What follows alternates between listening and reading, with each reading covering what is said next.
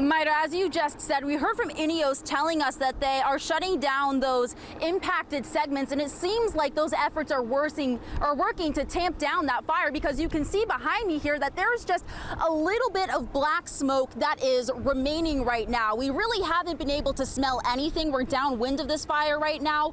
Maybe once I smelled something that smelled a little bit like burning plastic, but for the most part, the air has been fairly clean. But however, this was not the case earlier. Our Sky Eye got here well over an hour ago when that fire was completely raging through this farmland. You could see just how giant those flames were.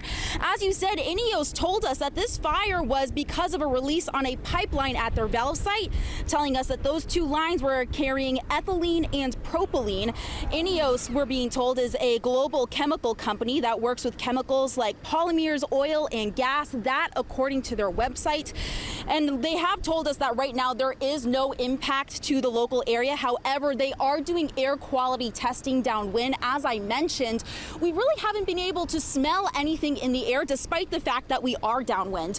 When we first got here, there seemed to be a second fire just a little bit to the side of that really big black plume and flames. We were told that that was a smaller grass fire that was started because of this explosion, but we were told by first responders here on the scene that that was not a concern. It was completely under control. Here today on scene, we have first responders from Hitchcock, Santa Fe, and Alvin, all here monitoring the scene and working on it as those segments are isolated and what's left in the pipes are allowed to burn off. And the area that's being impacted here is big rural farmland. We actually spoke to the owner of this farmland. He tells me that he had a tenant who rents out this field on a big sprayer about a quarter-mile away from this explosion. That person was able to feel that giant piece of farm equipment shake when that explosion happened. Of course, we wanted to ask the fire, what does this explosion and possible chemical release mean for nearby water and land? Take a listen.